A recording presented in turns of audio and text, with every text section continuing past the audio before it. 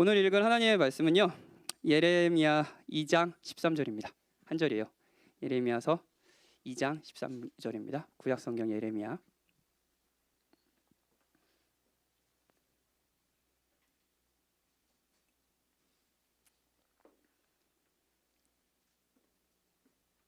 한 절이니까요, 우리 다 같이 한 목소리로 읽읍시다. 시작. 내 백성이 두 가지의 악을 행하였나니 곧 그들이 생수의 근원되는 나를 버린 것과 스스로 웅덩이를 판 것인데 그것은 그물을 가두지 못할 터진 웅덩이들이니라. 아멘. 예, 오늘도 가족에 관련된 설교, 오늘하고 한 번만 더 하면 될 것 같아요.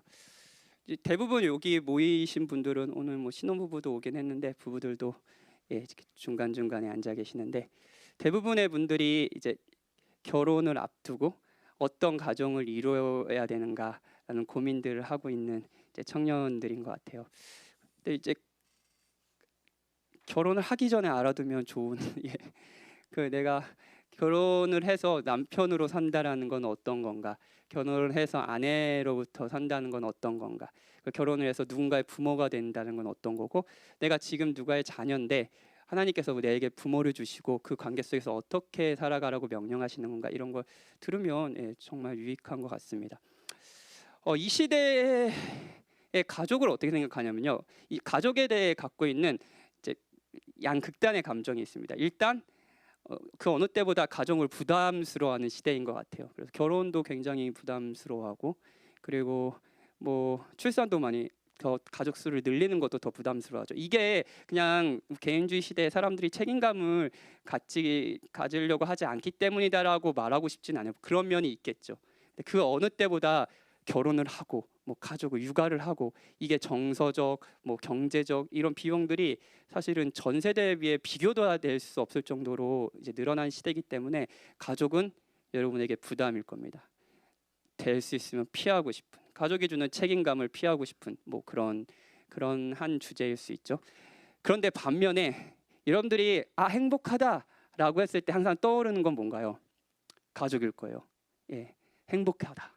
행복하다라는 행복이라는 감정 안에 여러분 가족을 그리고 있을 겁니다. 그렇죠?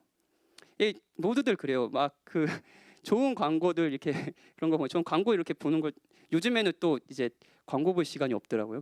그냥 보는 프로그램도 그냥 봐버리니까. 가끔 유튜브 보면서, 저는 유튜브 돈이 없기 때문에 그 무료 회원이거든요. 그래가지고 이제 광고를 이렇게 지켜보고 있어요. 그거 그냥 어떨 때는 이게 계속 그 다음으로 넘기지 않고 지켜보고 있는데, 광고 보면 항상 좀 이렇게 행복할 때 이제 가족, 이렇게 가족의 모습, 꼭 4인 가족의 그 아이들이 행복하게 웃고 엄마 아빠는 서로를 바라보고 있고, 그러면서 이제 아파트가 이렇게 쭉 나오고, 좁은 집은 없어요. 뭐 이런, 사실 행복이라는 것과 가족을 연관하는 거는 이제 당연한 것 같습니다. 그렇죠? 갖고 싶지만 가지면 부담스러운 것, 그게 가족이 아닐까요? 여러분은 이 가족에 대해서 어떤 기대를 품고 있습니까? 여러분이 결혼을 해서 갖고 싶은 것은 무엇입니까? 그리고 이 결혼이 여러분의 이룬 가정이, 아니면 이루고 있는 지금 가정이 여러분에게 뭘 줄 거라고 기대합니까? 여러분, 표류한다는 느낌을 받은 적이 있나요? 표류는 이제 목적과 방향이 뭔지 모르고 그냥 정처 없이 배가 떠다니는 거예요. 갈 항구도 없어요. 그냥 바다의 물결대로 이렇게 막 떠다니는 거예요. 이 물결이 어디로 나를 데려가는지 모르는 거예요. 그냥 사는 거죠. 가족 이야기를 하면서 제가 오늘 제목을 표류하는 가족이라고 했는데, 표류라는 단어를 쓸 이유는요, 이 시대가 가족에게 가지고 있는 뭐랄까요, 기대, 아까 양감적이 다 있다 그랬죠. 라를 봤을 때 목적과 방향, 이 가족을 통해서 무엇을 하려고 하는가 방향을 잃어버린 표류하는 상태를 가장 잘 보여주는 것 같은 생각이 들었기 때문입니다. 여러분과 여러분의 가족은 표류하고 있지 않나요? 여러분의 가족은 어디로 가고 있나요? 그 가족을 사랑해서 여러분이 이루고자 하는 것은 무엇인가요? 그래서 저와 이제 가족에 대한 성경의 가르침을 듣고 있어요. 오늘 우리가 읽은 본문은 언뜻 보면은 가족과 연관이 없어 보입니다. 이스라엘 백성이 빠져 있는 우상 숭배에 관한 이야기거든요. 우상 숭배예요. 그런데 하나님이 원래 의도하셨던 목적을 잃은 가족, 타락한 가족의 가장 중요한 특성은요, 하나님이 하나님의 자리를요 가족이 대신 차지한다는 것입니다. 그러니까 목적을 잃어버린다는 거예요. 목적이 뭐냐면요, 가족은 하나님을 보여주는 방식으로서 존재해야 합니다. 그렇죠? 하나님이 사랑하는 존재이기 때문에 하나님의 사랑을 충만히 누린 자로서 서로를 사랑하는 사람이 있는 것, 그게 가족의 1차적인 목적이었죠. 그렇죠?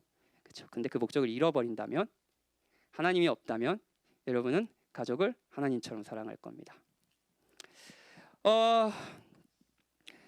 첫 주에 하나님이 창조 세계를 보시면서 좋았다고 했잖아요. 좋다, 좋다라고 했는데 유일하게 좋지 않은 게 아담이 홀로 있는 거라 그랬어요. 그래서 하와를 만드셨죠.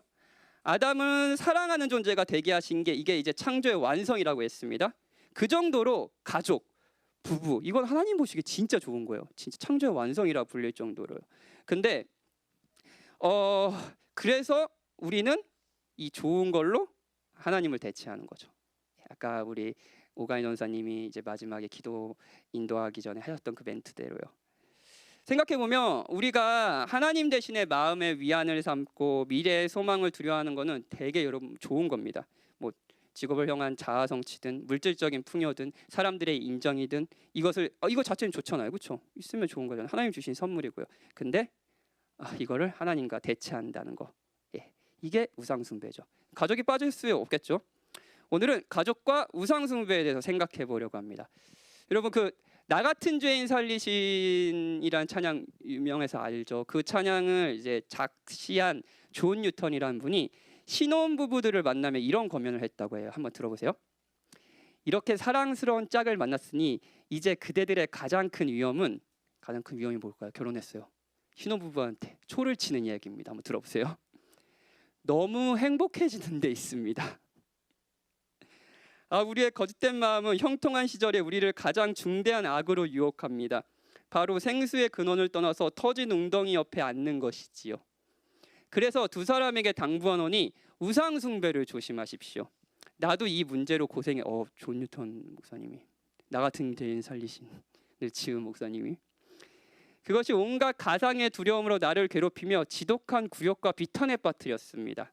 자꾸만 행위와 언약으로 치닫는 이 낡은 누룩이 지금도 내게 들러붙어 있습니다. 오늘 본문은 하나님께서 예레미야라는 선지자를 통해 이스라엘 백성의 죄를 고발하는 내용입니다. 이스라엘은 하나님을 향한 죄를 멈추지 않았어요. 계속 죄를 지었어요. 실제로 이스라엘 백성은 하나님께서 금지하신 온갖 악한 행동들을 했습니다. 권력자들은 탐욕으로 백성들의 것을 빼앗았고요. 그래서 이스라엘 땅엔 가난한 자들의 울부짖음이 가득했습니다. 종교 지도자들은 하나님의 뜻을 가르치기보다는 백성들의 입맛에 맞는 가르침을 줬습니다. 그리고 백성들은 점점 더 폐악해졌죠. 온갖 폭력이 난무했고요. 성윤리는 무너졌습니다. 하나님이 주신 결혼이란 관계 안에서 누릴 수 있고 행복하게 누릴 수 있는 선물과 같은 성이 그냥 난잡하게 이루어지면서 하나님의 윤리는 이스라엘 땅에서 무너져 버렸어요. 그리고 하나님은 그들이 온갖 악한 행동들 있잖아요. 온갖 악한 행동들 많잖아요, 그렇죠? 뭐 거짓말도 하고, 뭐 부모님 말도 안 들었을 거고요, 뭐 살인도 했을 거고요, 막 이웃의 것을 빼앗기도 했을 거고요. 십계명에서 말하는 온갖 죄를 다 졌어요, 그렇죠? 근데 그런 악한 행동의 본질을요 오늘 본문에서 지적하는 거예요. 악한 행동은 사실 열매인 거죠. 근데 그 열매를, 그 행동을 일으키는 본질적인 뿌리가 뭐냐라고 지금 예레미야 선지자가 이야기하는 거예요. 두 가지 악을 행했다고 해요. 샘물에 빗대어 악함을 지적합니다. 그 당시 이스라엘 지역은 농사를 짓기에 굉장히 힘든 지역이 있어요. 농사를 짓는 게. 그래서 농사를 지으려면 이제 비가 와야 돼요. 비가 와야 되는데 큰 강이 없어요. 이제 나일강 같은 큰 강이 있으면 비가 오지 않아도 그냥 나일강 물을 퍼와가지고 농사를 지면 되는데 이스라엘 땅에 그런 강이 없어요. 요단강도 사실은 이제 건기 때는 거의 시냇물 정도로 막 이렇게 뭐 깊은 곳도 무릎 정도밖에 안 올 정도로 굉장히 얕아지는. 그러니까 이스라엘 땅은 농사짓기 굉장히 힘든 땅이었어요. 근데 그러면 비가 안 오니까 농사를 짓는 게 가장 중요한 거는요 우물을 파는 거였습니다. 우물을 파가지고 물을 계속 조달하는 거, 그게 농사의 가장 중요한 거였어요. 근데 이게 너무 중요하잖아요, 우물을 파는 게. 이런 환경에서 영구적으로 솟아나는 물을 발견한 거예요. 이 물이 마르지 않는 물, 갈 때마다 물을 얻을 수 있는 물을 발견했어요. 그런 농부가 있다고 합시다. 그럼 엄청난 행운이잖아요, 그렇죠? 그러니까 인생에서 가장 중요한 자산을 얻은 거잖아요. 영구히 솟아나는 샘물이요. 그렇죠? 물 걱정 이제 하지 않아도 돼요. 그런데 이 바보 같은 사람이 그 샘물을 버린대요. 물을 얻고자 스스로 웅덩이를 판대요. 그 웅덩이가 있음에도. 그런데 스스로 파는 물은요, 웅덩이는요, 물을 저장하지 못합니다. 이것이 악의 본질이에요. 아담에서부터 지금 우리에까지 악은 이곳에 있습니다. 하나님은 이스라엘 백성을 향한 한량없는 샘물을 주셨습니다. 그 샘물에 가면 우리는 언제든지 물을 가지고 있을 수 있어요. 언제든지 마실 수 있고 농사를 지을 수 있는 물을 조달할 수 있습니다. 하나님은 그걸 주셨어요. 살아계신 하나님의 사랑과 공급하심을 이스라엘 백성은 수차례 경험했습니다. 하나님은 이렇게 이야기하시는 거예요. 나에게는 너희를 위한 생수가 있다. 너희 영혼에 필요한 것들이 있다. 너희 영혼을 만족시키는 것을 나는 안다. 왜냐? 내가 너희들을 만들었잖아. 나는 내가 너가 진짜 무엇이 필요한지 알아. 그건 바로 나란다. 다른 게 아니야. 내가 필요해 너희들에게. 너희들은 나로 인해 만족할 수 있고 나로 인해 기뻐할 수 있어. 내가 너희를 사랑하고 돌보고 있다는 것을 누릴 때 비로소 평안과 안전을 알게 된단다. 나에게 너희가 원하는 진정한 아름다움이 있어. 너희가 세상에서 바라보는 아름다움은 그저 나를 조금 반영할 뿐이야. 너희는 나의 아름다움을 볼 때 정말 탄성을 지를 거야. 하나님의 영광이요. 나는 지루하지 않단다. 나는 매일 새롭단다. 왜냐하면 나는 무한하기 때문이야. 너희들은 나로 인해 만족할 수 있고 기뻐할 수 있어. 이게 하나님께서 하시는 이야기예요. 이스라엘 백성에게 계속 가르쳤던 이야기입니다. 그런데 이스라엘 백성 그 악은 이렇게 이야기하는 거예요. 아니요, 필요 없어요. 또는 아니요, 내 길은 내가 찾겠습니다. 내 일은 내가 알아서 합니다. 당신을 신뢰할 수 없어요. 기쁨과 만족, 새로움과 아름다움, 인정과 사랑, 평안과 안전, 그래요. 저는 그것을 원해요. 그런데 당신께 그것을 얻을 수가 없어요. 당신이 그것을 주신다고요? 저 못 믿겠어요. 제가 웅덩이를 파겠습니다. 제가 그걸 찾을 거예요. 이게 악입니다. 악의 본질은, 모든 죄의 본질은요, 여러분 그 죄를 억지로 짓지 않잖아요. 그 죄의 본질에는 갈망이 있어요. 평안과 안정과 행복을 향한 갈망이 있어요. 여러분이 누군가에게 사랑받고 싶은 인정에 대한 갈망이 있어요. 악의 본질은요, 그 갈망을 주시는 하나님을 버리고 하나님을 다른 것에서 찾는 겁니다. 가장 깊은 만족과 안전을 하나님에서 찾지 않고 세상 것들에서 찾으려고 하는 것, 이것이 악이고 우상 숭배고, 무엇보다도 우리는 그것을 가족에게서 찾습니다. 가족에게서 찾아요. 여러분 그러지 않으십니까? 존 뉴턴은 자꾸만 행위 언약으로 치닫는 그 낡은 누룩이 지금은 내게 들러붙어 있습니다라고 말했어요. 왜 행위 언약일까요? 하나님만이 주실 수 있는 것들을 배우자에게 바라고, 배우자 또는 결혼을 하고 아이를 낳으면 자녀에게 바라고, 여러분에게 부모에게 바라고, 배우자가 보내오는 사랑과 존경과 인정에서 자존감과 존재감을 얻으려고 하는 거죠. 이 사람이 내 여자가 되었으니, 이 사람이 내 남자가 되었으니 나는 이제 행복할 거야. 부자가 마치 막 풍년에 온갖 농사를 져서 농작물이 많아요. 이제 즐기게 됐다. 이제 끝났다. 이제 내 인생은 이제 행복하고 누릴 날만 남는 거야. 라고 하는 것과 같습니다. 배우자를 바라보며 구원을 얻으려고 하는 거예요. 가족을 바라보며. 이게 행위 언약이에요. 이 사람의 가족이 되면, 내가 결혼을 하면, 이 사람을 사랑하면, 이 사람의 사랑을 받으면 천국이 만들어질 거라니 기대죠. 그건 광고에도 있고요. 여러분이 연애를 못해서 슬퍼하는 마음에도 있습니다. 여기에 가족의 고통이 있어요. 왜냐하면 누구도 하나님을 대신해서 여러분을 사랑할 수 없기 때문입니다. 그건 저도 마찬가지예요. 제가 목자로서 여러분들을 사랑하지만 하나님 대신해서 여러분을 사랑할 수는 없습니다. 그저 하나님을 흉내낼 뿐이죠. 그리고 여러분도 저도 하나님처럼 다른 누군가를 사랑할 수도 없습니다. 여러분들이 아마 뭐 지금 연애를 하고 계신 분들은 행복하게 하세요. 네, 우리 연애하시는 분들, 그 연애하면서 금요기도까지 오신 여러분들을 환영합니다. 데이트 안 하시고, 뭐 기도하는 게 가장 좋은 데이트 아닐? 죄송합니다.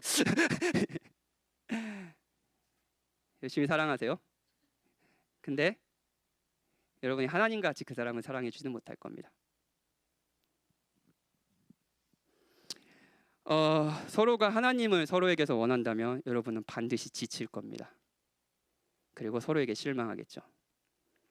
배우자에게 늘 건강하고 행복하고 나를 기뻐하고 인정해줘야 한다는 감당 없는 중압감을 떠안기는데 그 중압감은 감당할 사람은 존재하지 않습니다. 여러분, 넌 나 삶을 구원해줘야 돼. 그럴 사람이 어디 있겠어요? 진짜 문제는요, 진짜 이게 더 큰 문제인 것 같아요. 제가 이제 장년부 사역을 하면서 와, 이렇게 서로에게 실망하는 것도 문제지만 서로를 너무 만족하는 것도 문제구나라는 생각을 합니다. 결혼했어요. 너무 행복한 거예요. 둘이 있는 게 너무 행복해. 신혼부부 잘 들으세요.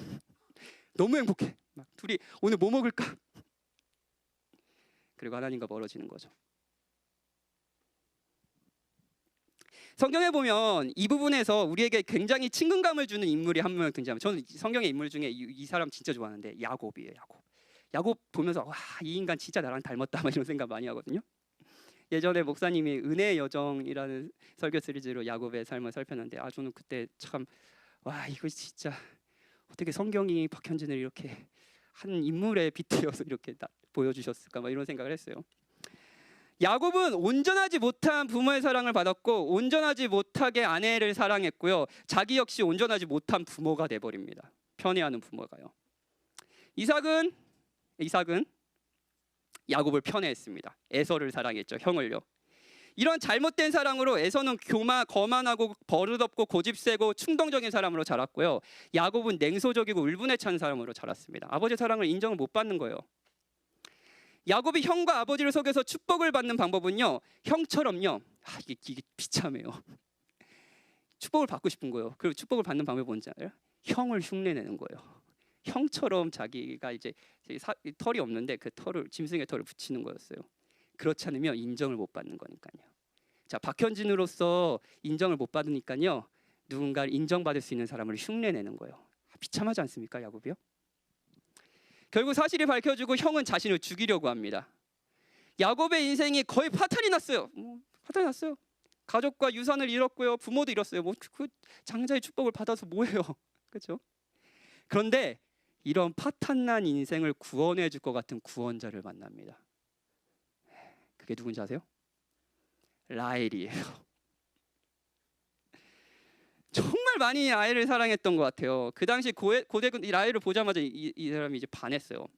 근데 당시 고대군동에서는 결혼을 할 때 신부의 부모에게 결혼 지참금을 내는 풍습이 있었어요. 야곱은 돈이 없잖아요. 도망갔는데, 그렇죠? 그래서 일을 해줍니다. 일을 해주는데 7년을 일해줘요. 그런데 이 7년의 풍삭이 진짜 엄청난 금액이었습니다. 그러니까 그 당시에 주석가들을 보면 이건 그 당시에 일반적으로 내는 결혼 지참금과는 비교도 되지 않을 정도로 큰 금액이다 막 이렇게 얘기하거든요. 그러니까 야곱이 미친 거예요. 미친 거예요. 라헬에 미쳤어요. 그리고 이 미친 모습을 좀 강하게 얘기해서 죄송해요. 근데 미쳤어요, 진짜. 이게 정확한 단어예요. 미쳤어요. 근데 이 감정을 성경이 어떻게 표현하냐면 이렇게 표현해요. 그 7년을 며칠같이 여기며 일하였더라. 여러분 청년 때 이 부분 읽으면서 막 감동받으셨죠? 자매들 막 이거 읽으면서 맞아, 이런 남자 만나야 돼. 막 나한테 나 사랑하면 막 7년 동안 일해도 하루같이 일하는 남자, 그런 남자 야곱 같은 남자 만나면 망해요, 여러분. 예, 그리고 막 저도 막 그때 얘기하면서 그래, 내가 이런 사람 만나야지. 근데 성경은요, 야곱이 이 마음을 비웃는 거예요. 야곱, 라헬을 통해 넌 구원을 받고 싶어 하는구나.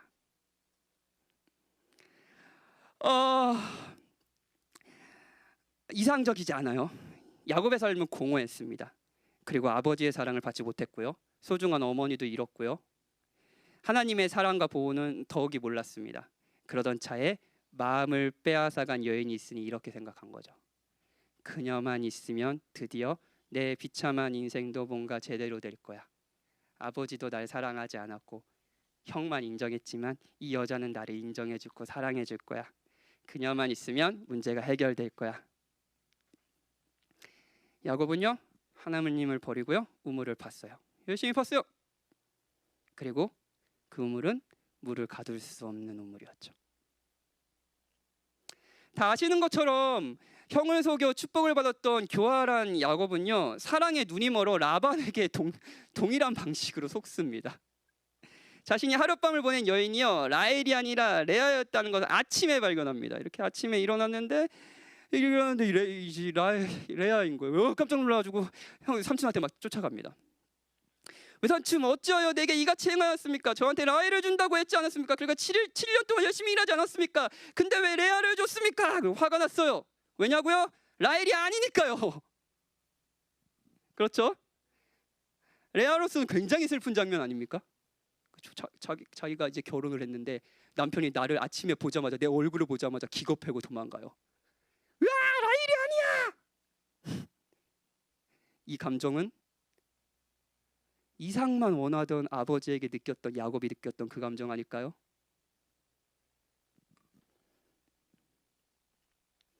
야곱 나쁘죠? 라반도 나쁘고 그리고 우리도 나쁩니다. 왜냐하면 우리도 이런 경험이 있기 때문이에요. 여러분 결혼 안 했어도 여러분의 가족에게 이런 경험이 있을 겁니다. 아직 사랑에 빠진 분들이 계시죠? 예, 연애하고 신혼부부하고 좋아요. 열심히 사랑하세요. 열심히 사랑하고 열심히 싸우시고, 예, 열심히 싸울 때는 우리 교역자도 꼭 찾으셔서 왜 싸우는지 꼭 목양 받으시고, 예, 좋습니다. 파이팅! 여러분의 사랑을 항상 응원합니다. 뭐 별도로 잠깐 얘기하면, 가족 시리즈 끝나고 지금 교회 청년부 연애하시는 분들 많이 계시죠? 그 연애하는 분들을 위해서 모임을 만들 거예요. 그래서 교회에서 같이 연애할 수 있도록 뭐 이렇게 교회 연애하면서 중요한 지침들도 좀 같이 이야기하고요. 서로 교제할 수 있기도 하고, 장년부 중 신혼부부들, 결혼한 부부들과도 좀 교제를 나눌 수 있는 모임을 만들려고 해요. 아무도 안 오려고 하는 표정으로 저를 쳐다본다는 거 알고 있는데, 여러분 연애를 하려면 여기에 들어오게 만들 겁니다. 제가 꼭 하고 말 거예요. 아무튼 사랑에 빠진 분들 계시죠? 좋아요. 그런데 남편, 아내, 남자친구, 여자친구 혹은 가족, 아빠, 엄마, 뭐 남동생, 예, 그 가족에게 불타는 사랑이 아니라 냉담해진 분 계십니까? 냉담해요. 생각하기도 싫어요. 목사님, 우상 숭배요? 그거라도 했으면 좋겠습니다. 이 남자 생각하면 제가 얼마나 빡치는지 알아요? 여러분도 야곱과 같이 아침에 일어나니 레아를 본 겁니다. 물론 여러분의 아내와 남편, 뭐 부모님, 뭐 남자친구, 여자친구는 바뀌지 않았습니다. 같은 사람이에요.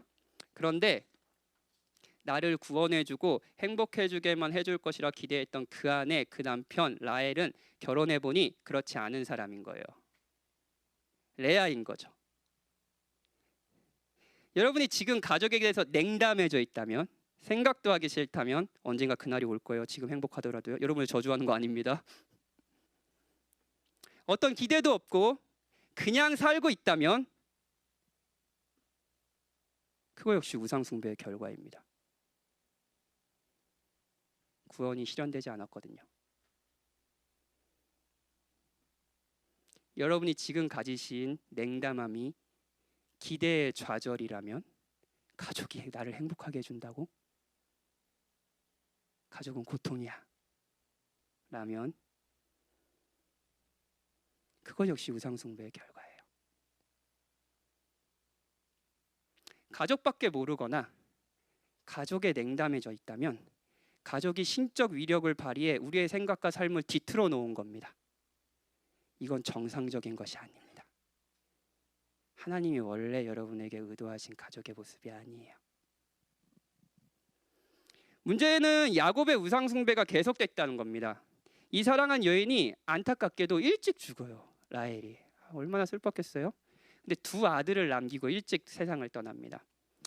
라헬은 야곱의 기대대로 야곱을 행복하게 해주지 못했어요. 하나님이 아니니까요. 다른 우물이었죠. 그런데 야곱의 우상 숭배는요, 라헬에게 라헬에서 그 여인이 낳은 두 아들로 이어집니다. 요셉과 베냐민으로요. 그리고 이 우상 숭배 결과로 결국 이 가족이 파탄이 나버려요. 다른 형제들이 요셉을요 시기하고 요셉을 죽이려다가 뭐랄까 그 이집트에 팔아버리죠. 야곱의 우상 숭배는요 라헬에게서 끝나지 않았습니다. 계속 우물을 팠어요. 미련하지 않나요? 저를 보시면 저 이제 박현진 목사요. 일반적인 아빠보다 좀 아들에 대해서 되게 많이 조 목사님 왜 이렇게 설교시 때마다 아들 얘기하고 박이한 내가 보지 않아도 알겠다 박이한 그래가지고 걔도 이제 좀 크면 알 거예요. 사람들이 왜 나를 이렇게 잘 알지? 막 이렇게 저 사람들은 내가 본 적이 없는 사람들인데 내가 박이한인 거 어떻게 할까? 막 이렇게 할 거예요. 뭐 아들을 조금 생각하는 것이 좀 과하다라고 생각하는 분이 계실지 모르겠어요. 뭐 좋게 보는 분도 계시고 그럼 감사합니다. 왜 그러지? 왜 저렇게 아들에 대해서 많이 생각하고 얘기할까? 생각하는 분도 계실 거예요. 여러 이유가 있습니다. 저는 좋은 아빠가 되고 싶은 강한 열망이 있는 사람이고, 왜냐하면 제 아버지가 일찍 그 교통사고로 돌아가셨기 때문이에요. 그리고 어찌됐든 제가 아버지를 잃은 이후에 저에게 있었던 가족은 항상 마냥 행복하거나 제 마음속 안에 만족할 수 있는 인정과 사랑을 주는 것은 아니었습니다. 그래서 그런 가족을 빨리 만들고 싶었죠. 야곱의 삶을 살펴보고 내린 결론은요, 저는 아내에게도 그리고 이어서 아내에서 끝나지 않고요, 아들에게도 하나님을 원하고 있다는 거예요. 저는 아내를 만나면 마음에 들지 않는 제 인생도 제 가족도 뭔가 달라질 거라고 생각했습니다. 이 여자가 나를 사랑만 해주면 문제가 해결될 거라고 생각했어요. 매일같이 물에 밥 말아 먹어도 맛있겠다라고 생각했어요. 여러분, 초가집에 살아도 좋겠다. 초가집에 살면 힘들어요, 여러분.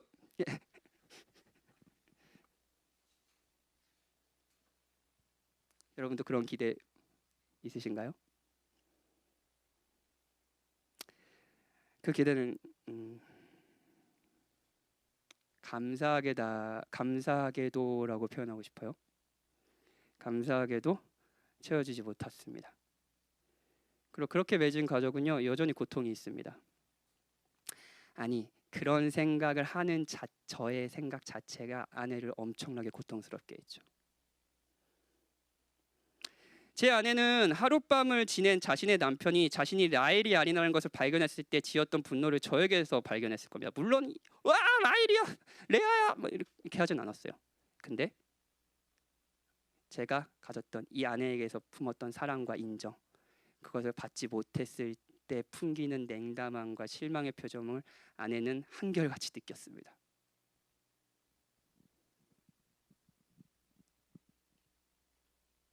그리고 지금도 이 아이가 박이현이 내 비참한 인생도 이 아이를 통해서 이 아이를 잘 키워내면 얘를 꼭 이때는 꼭 그 온갖 신령한 단어들이 다 등장해요. 경건하고 하나님을 사랑하고 막 하나님 안에서 기뻐하고 하는 아이로 자라면 내 인생이 괜찮을 거야 라는 생각을 하고 있는지도 모릅니다. 어찌됐든 저는 우물을 팠고요, 그 우물은 저의 갈증을 달래주지 못했습니다. 여러분은 어떠십니까? 어떤 분은 아직 라헬을 얻기 위해 7년을 며칠 동안 일하며 시간을 보내는 분이 계실지 모르겠습니다. 열심히 사랑하세요. 화이팅! 열심히 사랑하세요. 그 여인을 얻으면 세상을 다 얻을 것 같이 그런 거짓된 소망을 품고 계속 사랑하세요. 언젠간 꺾일 겁니다. 어떤 분은 레아를 발견한 분도 계실 거예요. 그러고 냉담해졌겠죠. 라헬이 아니었어. 아니면 우상 숭배가 요셉에게까지 이어진 분도 계시겠네요. 이 우물은 아니야, 다른 우물을 파자. 어찌됐든 하나님을 최고로 사랑하지 않을 때 어떤 모습이든 저와 여러분은 정상은 아닙니다. 여러분도 저와 같다면, 이 가족이 여러분의 무엇보다도 우상 숭배라면, 여러분이 결혼을 원하고 결혼을 한 이유가 한편으로 이 우상 숭배의 마음이 자유하지 않다고 여러분이 판단이 든다면, 내가 너무 남편과 아내, 아이를 사랑했어 라는 생각이 든다면, 그러니까 이제 조금 덜 사랑해야지, 이제 아내랑 좀 시간도 덜 보내고 해야지, 이거는 좋은 해결책이 아닙니다. 그렇게 하면 여러분의 죄를 또 이 설교로 이렇게 핑계 삼아서 죄를 지으려는 마음이에요. 덜 사랑하는 거 좋은 해결책이 아니에요. 여러분과 제가 잘못하고 있는 건 하나님을 향한 너무 작은 사랑이지 인간을 향한 후한 사랑이 아니에요. 답은 하나님을 더 많이 사랑하는 거예요. 역설적이게 가족을 많이 사랑하는 방법은요, 가족을 가장 사랑하는 것이 아니라 하나님을 더 많이 사랑하는 거예요. 가족이 최우선이 아님을 깨닫는 거예요. 가족에 너무 크지도 않고 너무 작지도 않는 기대를 하는 거예요. 뭐 하죠? 과도하게 사랑하다가 과도하게 냉담해지는 이 극단의 삶에서 우리는 어떻게 가족을 사랑할 수 있을까요? 하나님이 우리를 사랑하셨다는 걸 아는 거죠. 우리가 이 가족의 사랑, 우리가 그토록 바라던, 우리가 평안과 안전을 원해서 그토록 갖고 싶었던 그 사람이, 그 존재가 하나님이라는 걸 깨닫는 거예요. 성경 곳곳에서 하나님은 자신을 신랑으로 묘사합니다. 자신의 백성은 신부로 묘사해요. 그 묘사에서 가장 극적인 장면은 호세아서에 나옵니다. 호세아서. 하나님께서 이 선지자 호세아 선지자에게 고멜이라는 여인과 결혼을 하게 하세요. 근데 고멜은요, 이 여인이 나빴어요. 그래가지고 호세아를 떠나서 외도를 계속 하는 거예요. 다른 남자를 만나서 막 이렇게 만나러 가는 거예요. 이제 하나님을 떠나 다른 우물을 파는 이스라엘 백성과 우리를 상징하겠죠, 그렇죠? 고멜이라는 여인은요. 고멜은 다른 남자를 계속 찾으러 다닙니다. 계속 우물을 팔아 다녀요. 3장에서는 이제 고멜이 음란한 정도가 아니라 그냥 이제 다른 남자를 만난 정도가 아니라 몸을 파는 일을 전문적으로 하게 된 것 같아요. 그래서 호세아가 아내를 되찾으려면 그냥 그녀를 이제 뭐랄까요, 이제 율라카 여인으로 일하면은 그를 돈을 주고 산 사람이 있을 거 아니에요, 그렇죠? 근데 이 일을 못하게 하려면 그 여인을 돈을 주고 그 값을 내고 도로 사와야 됐습니다. 진짜 비참한 장면 아닌가요? 자기 아내가 있어요. 내 아내는 자기를 원하지 않습니다. 그리고 사창가 여인이 됐어요. 근데 그 여인을 데려오려면 내가 돈을 주고 사와야 돼요. 그런데 하나님께서 뭐라고 하시는지 아세요? 그렇게 하라고 명령하세요. 여호와께서 내게 이르시되 이스라엘 자손이 다른 신을 섬기고 건포도 과자를 즐길지라도 여호와가 그들을 사랑하나니 너는 또 가서 타인의 사랑을 받아 음녀가 된 그 여자를 사랑하라 하시기로 내가 은 15개와 보리 한 호멜 반으로 나를 위하여 그를 사고 그에게 이르기를 너는 많은 날 동안 나와 함께 지내고 음행하지 말며 다른 남자를 따르지 말라 나도 내게 그리하리라 하였노라. 호세아서 3장 1절부터 3절이에요. 사랑하는 여러분, 이것이 그냥 호세와 고멜 부부의 이야기 정도가 아니라는 것을 기억하십시오. 하나님은 자기와 자기 백성에 대해서 이야기하고 계신 거예요. 그의 백성은 계속해서 다른 우물을 팠습니다. 다른 신을 섬기고 건포도 과자를 즐기고 있었습니다. 근데 여호와가 그들을 사랑했습니다. 그의 백성은 계속해서 자신을 버리고 다른 남편을 찾았습니다. 그의 백성이 찾은 남편은 항상 자신이 준 선물이었습니다. 그렇죠? 가족이었어요. 그런데 하나님은 그의 백성을 다시 찾기를 원하셨어요. 다시 찾기를 원하셨어요.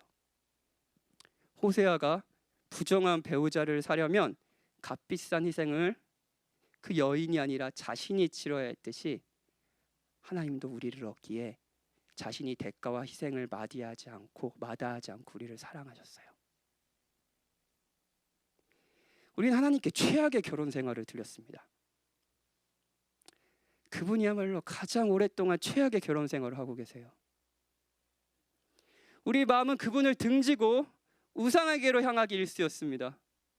우리는 지독히 형편없는 배우자였으나 그분은 우리를 버리지 않으셨습니다. 신약 성경에서는 그리스도를 통한 구원을 속량이라는 단어로 표현해요. 값을 주고 우리를 샀다라는 경제적인 용어입니다. 노예가 있어요. 근데 노예를 값을 주고 사는 거예요. 이걸 속량이라 그래요. 그리스도께서 여러분과 저를 속량하셨습니다. 그리스도께서 자신의 값을 내시고요, 우리를 사셨어요. 우리를 신부로 삼기 원하셨습니다. 사랑하는 여러분, 여러분 중에 결혼 생활과 가정 생활이 불행해서 냉담한 마음으로 이 가족이 저의 십자가예요 라고 말하는 분도 계실지 모르겠어요. 여러분의 십자가는 무엇입니까? 저는 가족이에요. 하나님에게 그 일이 진짜 벌어졌어요. 그리스도가 십자가에 달리셨어요. 우리를 얻기 위해서요.